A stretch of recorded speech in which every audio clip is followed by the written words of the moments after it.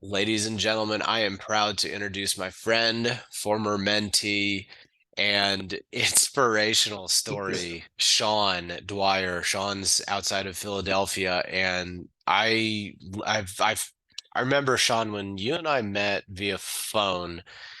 I liked you instantly because we just shared so many common books that we loved and philosophies that we loved, and you just we had a lot in common, but we had different constraints. So at the time we met, I think my son had just been born, and you obviously have kids and a career and family, and you were a similar person at a different point in your life.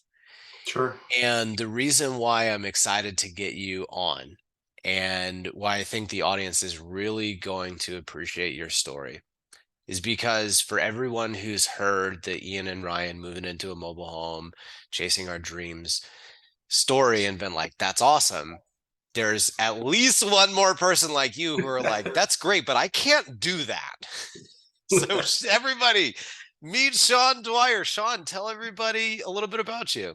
Sure. Thanks, Ryan. So appreciate it. So yeah, I've gotten a little bit of a different way into the mobile home park space than maybe some of others. So I started out, traditional path, high school, college, full-time career at a Fortune top 30 company. Kind of rose through the ranks there for managers, directors through various positions. I lead a team of a little over 40 people today across multiple states, across 7 different facilities. So just a really large scope of work. And over the course of time, some things can happen, in your personal life where you just change a little bit perspective on some things. So where maybe early in my career, it was like crazy hard driven. Now maybe a little bit more family focused, where before I would spend 16, 20 hours a day at work working on different models for various data points. Where now I still work a ton in my day job, but I'm trying to focus a little bit more family because something changed in my personal life. So, was going through multiple things back in '08, big stock market crash.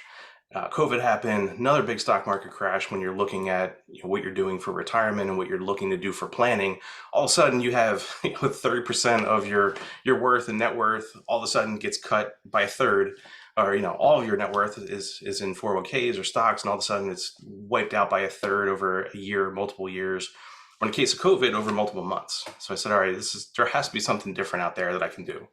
So that's why I started doing a lot of reading, a lot of research, and just looking at different avenues to diversify myself for future retirement, for the future me, 30, 40 years from now. One story you told, which just I may never forget, is so for those who don't know, Shawn interviews a lot of people and in his career has had to hire a lot of people. And I believe this was our first phone call. You told me a story about an older gentleman in his 60s who was a Yep. computer programmer who knew how to code a certain language that is now obsolete. And now this gentleman, unfortunately, is effectively unemployable. And in your 60s, when you had a really healthy salary because you were in very high demand for a very niche skill set, but now that skill set's irrelevant and that's all you got. And you're used to a high salary and a middle class, upper middle class lifestyle. And now all of a sudden you're relevant. That just it hits right at home. And I remember you saying that again. I think it was our first phone call, if not one of our first. And you were like, I can't ever be that guy Yeah. for not just for selfish reasons, but also for my family. Yeah. Yeah. I've learned through my parents, through just other older relatives, that when they get to a certain point in their career, they're just really concerned about what they're going to do for jobs if they lose it. So they're always very concerned about losing that one specific job.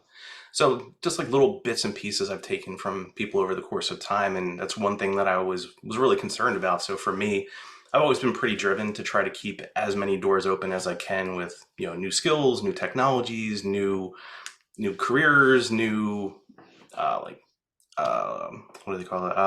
Like certifications, degrees, whatever, masters, just trying to keep everything open for all my options because I didn't want to be pigeonholed. So yeah, I would have interview a lot of contractors or for contractor positions, for full-time positions.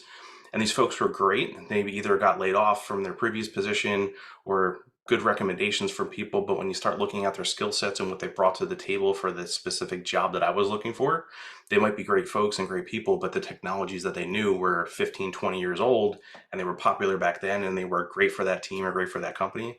But it just did not work for what we were looking for that new position. And to bring someone on at the salary that they were looking for and demand it based on their previous experience, it just didn't warrant, hiring that person on and trying to upskill them to that new technology or new role that we were looking for.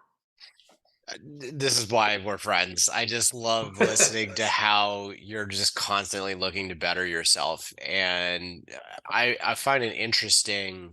It sounds like your why for that is more of a protective.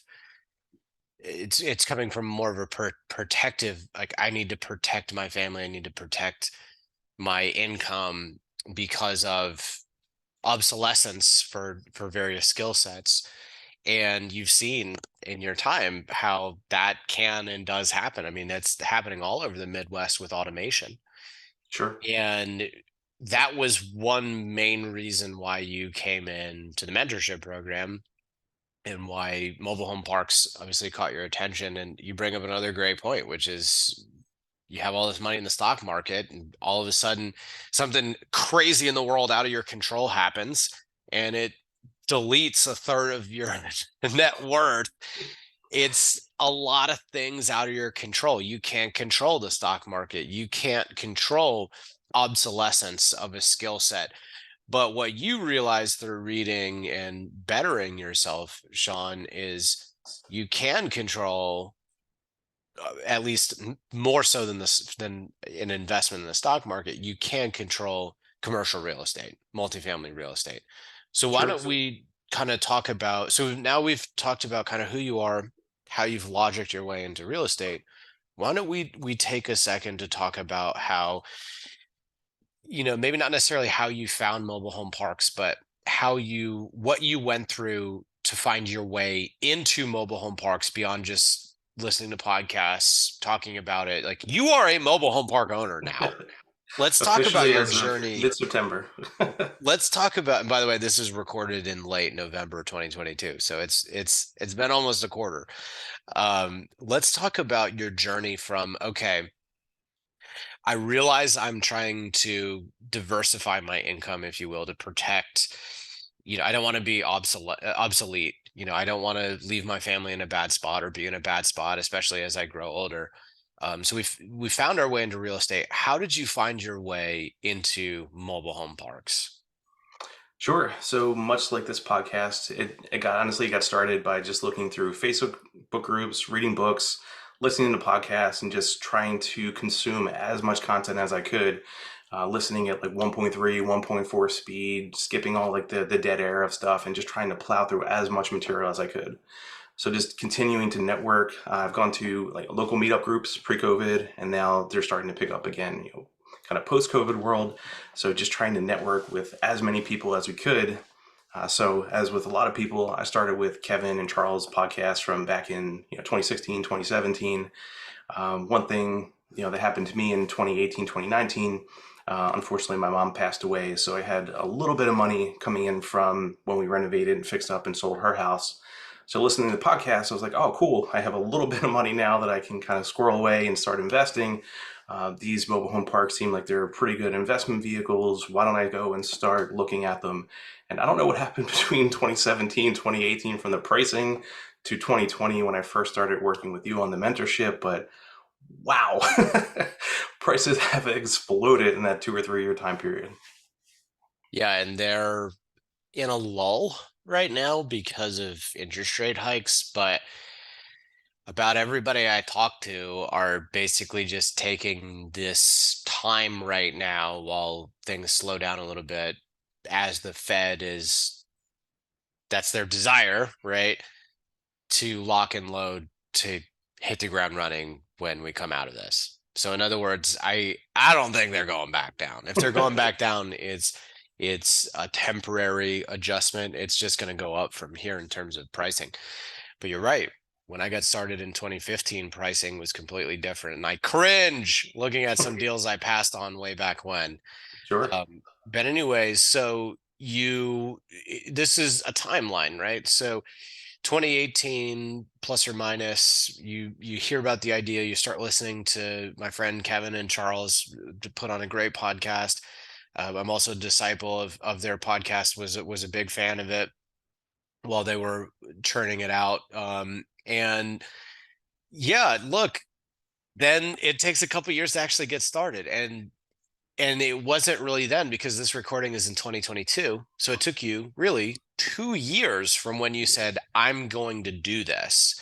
Let's spend some time talking about why it took 2 years, for better or worse. And by the way, I want to preface this by saying I started in 2015.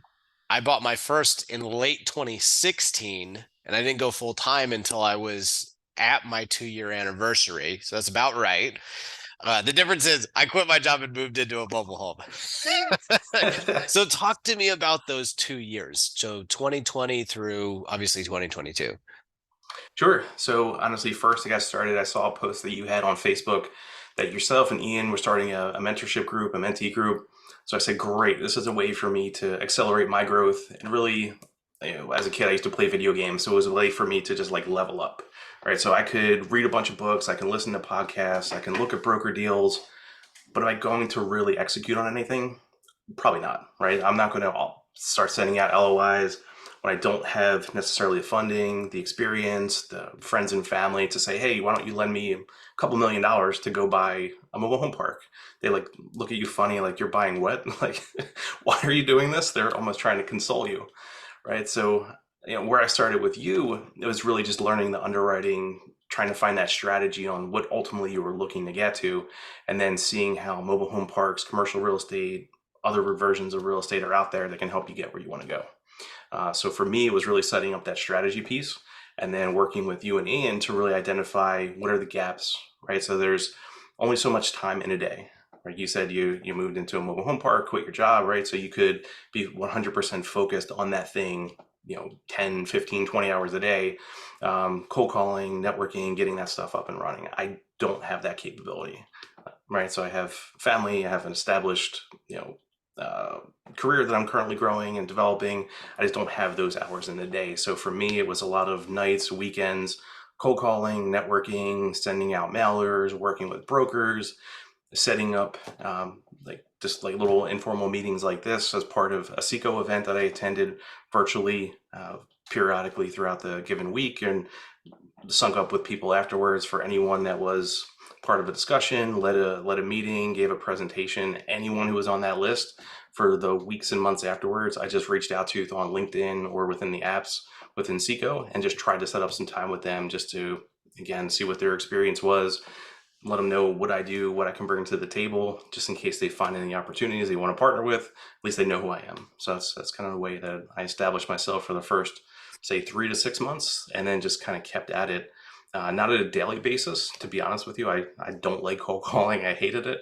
So it would be more of a couple hours at night here, a weekend there, connecting with a park owner occasionally, driving to their site or location on the weekends, just trying to, again, network with them, talking with brokers, joining state organizations to try to get a hold of people and get names and numbers and talk to people who are currently in the space. So it took a long time. I actually, believe it or not, have your mentorship Google Sheet pulled up right now, and I forgot this, but the first lesson that I had for you was network before you need it. And it is, I don't know if you can see it, but there's a smile on my face right now listening to you say all this stuff, because boy, did you ever embody that. I mean, you Yeah. picked that football up and just ran with it, Yeah, I mean, and it was necessity too. And I remember you being at Seco, which was great. You met a bunch of folks there too. And yeah, man, I feel like you told me you sent out a bunch of mailers like way back in the day. I don't even think they were mobile home park mailers. I think they were single family home mailers. And you said you got a call back on one of the mailers and you were so nervous you didn't even call it back. Yeah, yeah. The person I called them back eventually, and they wanted like some insane amount. Yeah. So I was just like, all right, I don't know what to do from here. So I was like, dead lead. So yeah, I've done that stuff unfortunately, but yeah, I've never been in sales. I've always just been in network engineering and IT. So I just had to learn some technologies, kind of master it and implement it, as opposed to getting folks to know, like, and trust you. Yeah, it's man, I remember looking at your notes now how much it was so obvious you needed to cold call, and it was obvious that we needed to spend time together getting better at it.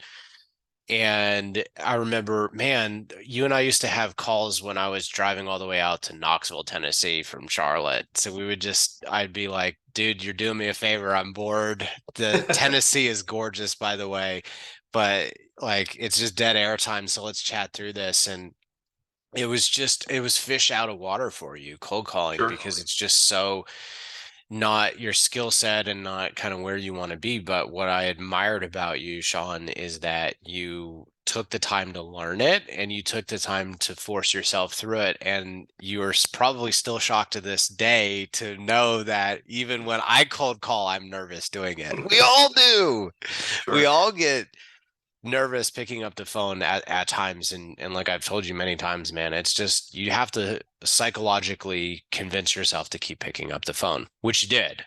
Yep. And you've done a really, really good job building rapport. One story I really, really want you to tell is the chemo jacket story. Sure. Yeah, so this one hit a little bit to home. So, like I mentioned earlier, a couple years ago, my mom got diagnosed with appendix cancer, like one of like the rarest forms in the country, and she was going through chemo treatments, and it's not very pleasant. You're kind of hooked up to all these IVs, and you're wearing blankets, but you can't really get comfy because there's all these IVs and stuff, and So we had a close family friend, extended family member, purchase a chemo jacket for her, and she thought it was like the coolest gift ever because they have little zippers and you can kind of hook up all your IVs and you can stay warm for it. So part of the cold calling, I got to know one owner in the Mid Atlantic area, and he let me know that he's going to be putting on pause a little bit for selling his park just because his wife was dealing with some medical issues.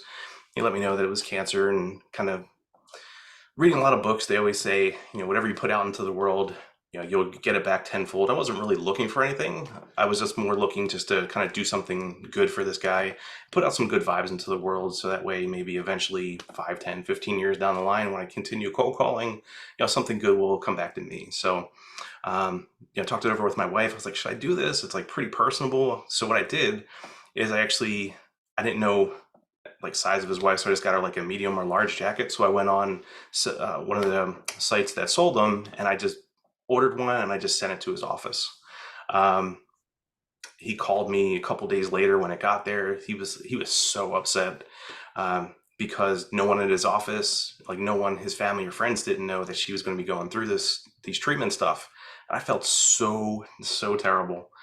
So I said, I apologize. It was supposed to be in like some privacy packaging. It didn't shouldn't have had like the company name on it. It's like nobody knows that she's going through all this stuff. I was like, look, I was like, you can just tell her it's from you. I don't want recognition for it. Just tell her it's from you. You know, I hope everything goes well for you and your family. Let's stay in contact. Sincerely, best of luck. I didn't have any ill will or intentions to let other people know what was going on in your life. So yeah, it's one of the like weird networking things I did. Like I said, I wasn't trying to get in good with this guy. It just felt like the right thing to do. So please clarify, did he like the gift or did he hate it? He did. He thought it was great, but at the Okay. same time, like nobody knew in his life, so he was like really sad and upset that I guess people in his office saw like the I don't want to say the name of the company or anything that was coming in the packaging, but like it said like cancer all over it. So he was pretty upset, like sad upset that someone gave him this gift, but also that others in the office might not like know what was going on. I told him just say it's for another family friend or a relative or someone distant that you just ordered it for. So I was trying to like give him some feedback on like what to say so not be upset about it. And to clarify, he eventually liked this gift. He did. Yeah, absolutely. Okay. Okay. So just to recap here, it was really embarrassing up front because you kind of outed him, but Yeah. thankfully you worked through it together and eventually he was appreciative. Yeah, he was very, very appreciative. But when he first called me, he was, really sad, crying on the phone. I'm like, I don't know what to do. Like, I'm sorry. Look, the point of the matter is you eventually put that mobile home park under contract. I did. Yeah, it was a couple months later after everything kind of settled down. Put it under contract. One thing led to another. It had some zoning and utility issues, so we weren't able to move forward with it. But yeah, we eventually did put that one under contract. That I think is the cool part of this story. So now that I own as many mobile home parks as I own, my phone rings off the hook. By the way, I don't get spared over Thanksgiving. Ugh. Can explain through experience because we're just coming out of Thanksgiving and I get texts all the time, automated texts that they're clearly meant to be personal, but they're clearly also coded for a computer program because they pull my LLC and say, "Hey, Mr. Naris LLC, how are you?" And you're like, "Did you even stop to read this before you hit send?" And people ask me all the time, they're like, man, how can you cold call better when everyone in the world is cold calling and there's mail all the time? I still get mailers all the time. My phone rings off the hook. People are obnoxious when they cold call. And what I love about the chemo jacket story is it's different and fair. Maybe there was a better way to deliver it other than to his office Sure. and accidentally outing him, a little secret he didn't want to tell folks. But the bigger point of that story is he eventually called you and you eventually put it under contract. And sure, maybe it didn't work out, but imagine if it had. The end of that story would have been I did something different, which was I called this man. I listened to him. I did something not expecting anything in return, which by the way is my mantra. If I give 99 things away and only get one thing in return, I agree with you. That one thing in return makes all those other 99 things I gave away for free all worth it in the end. All worth Absolutely. it in the end. And I could not agree more that that's why I do this podcast. I want people, I want to put out good things into the world. If nothing else, just because I want the world to be a better place. And what you did again, the story I want to paint here, Shawn, is that you're an introvert. You're not a natural salesperson. You hate it. You did for a long time. You're scared of it Still do. to a certain degree. Still do. Yeah.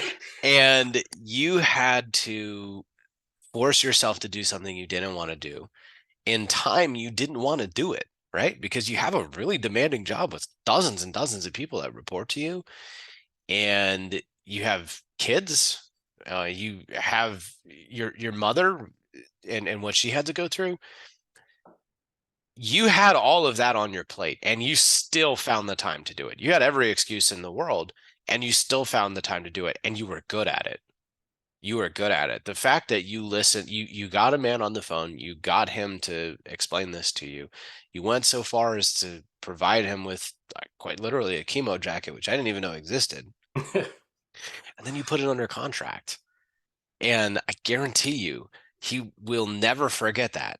And if even if it wasn't time to sell right in that moment, which it wasn't, and 2 or 3 months later is not a long time, but the fact of the matter is he called you, he didn't forget you, and all of these texts and emails and mailers and crazy stuff I have people beating down my door. It feels like daily asking me to buy one of my mobile home parks. Not very many of them do something like provide a chemo jacket. That story is so powerful, Shawn. And I just want to say, like, dude, bravo, man. Publicly. This is going on YouTube as well. That was outstanding. So, everybody listening in, Shawn had all the excuses in the world and he fought through it. So I cannot compliment you enough for that. But let's take a little bit of a pivot. So another big area of sacrifice. So obviously we hit one area of sacrifice, which is if you want to keep your job, you're not going to get full time in mobile home parks anytime soon. You're just not. You're just not. It's not how life works unless you have lots and lots and lots of money and you can hire a big staff and things and stuff, which you didn't and I didn't, which is fine. Yeah. That's a big sacrifice you had to make. Another big sacrifice you had to make, obviously, was on the cold calling bit, which we just talked about. But another big area of sacrifice you had to make was partnering. Because when you partner with someone, you give up equity. Let's spend some time talking about, because I hear this all the time, like, oh, I want to buy a mobile home park, but I want it to be mine. And I don't have the capital, so I go take out a hard money loan. And like I hear that all the time. And what I will say is I've seen people do it at work, and I've seen people do that and that be the dumbest thing they've ever done. So one sacrifice that you decided to make was, again, giving up equity to partner with others. Tell me everything. How did you logic your way into that? Kind of how does it feel having to give up some equity, but what do you get in giving up that equity? Sure. I mean, like I mentioned to you earlier, I could have maybe done it myself. I could have talked to thousands of more investors over the course of the last couple of years, but I felt like the most important thing was to find like the right person to either partner with or the right team to be around.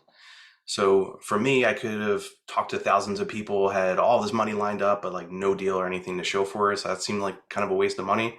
So I would do a little bit of both. I would talk to some investors, friends, family members, but I talked to a lot of people that were operators out there and just try to get to know them a little bit as people, what they were in, like what they were getting into, what they look for in parks, what have they partnered with other people before, just to see who could potentially be the right fit. So for me, like I said, I listen to a ton of podcasts. So would I rather have 100% of nothing or 50% or 10% or 5% of something? Right. So for me, equity really didn't really matter. Right. So as long as I'm a pretty fair person, as long as the person or team I was partnering with was fair, I have no issues kind of partnering with them and kind of learning and growing together. So for me, I didn't have a ton of friends and family with millions and millions of dollars of equity just sitting in the bank ready to deploy somewhere. So for me, I was going to have to partner and find a piece for that. And also just someone who has a ton of experience in the industry. So for me, I partnered with Julio Jaramillo out of Evergreen. So he has 25, 30 years of experience, couple dozen mobile home and RV parks, runs great parks, has a great team who I've met either in person, on site, talked to over the phone. So just really great relationships with a lot of his folks too. So, with that, not only do I get to come into the industry as a brand new person, but you get experience and exposure to people that part of the mortgage vendors, mobile homes, builders, suppliers, investors, brokers that are out there, and you just have almost instant credibility. So now I have at least one park under my belt, looking for others to buy, manage, operate, and partner with them on. Julio's awesome, by Yeah, the he way. And is. if you're listening to this, Julio, I need to get you on this podcast very badly. He is a sage amongst sages. He is so smart and kind, and he's done things the right way. He's a phenomenal guy. We invited him to speak at Seco a couple years back. Great dude. Cannot say enough good things about him. I am on still your little dashboard here for a mentorship program, and your year 2 goal was 100 lots. And why don't you share how many lots are you up to right now? Keep in mind, you started with me on August 4th, 2020. So it's been a little over 2 years. How many lots are you at? 87. You're almost there, Shawn. You're Almost. about you're about a month, because you said you closed in September, right? Yeah, so you are 2 years and about a month to get almost there, and I will publicly tell you your year 5 goal is 500 lots. So you wanted to come on the podcast, man. Now your goal is public. That's fine. Yeah, I'm talking with some other owners, operators across the Mid-Atlantic. I think 500 is achievable in 5 years. I just need to find, one good park per year. I don't need to buy everything. So as long as I can find one good park that's pretty reasonably priced, good tenant base, good area, definitely achievable. It's definitely achievable, and like the post I just made on Facebook and on LinkedIn, it definitely is not linear. It's more parabolic in growth. And I'm going to do a podcast episode about it eventually, but It just takes time to get the snowball rolling down the hill. And then when it does, it gets to the point where it can feel uncontrollable. Uncontrollable. So I have absolutely no doubt in my mind you're going to smash that goal. And honestly, even if you fall short, you're going to be in such a wonderful position. You will have met such wonderful people. If the goal for you personally and selfishly, Shawn, is to set your life up to kind of diversify your income in a way that you're going to fight to protect yourself in case something crazy out of your control happens, you're more than on the right path. So, Shawn, I absolutely love to hear it. Yeah, it's been an honor and a pleasure getting to know you over the last 2 years and change. You're a good friend. You're a good mobile home. You're about to be a really good mobile home park or operator. It's only been 2 months, so can't say for sure yet. But I trust you're going to do an amazing job, Shawn.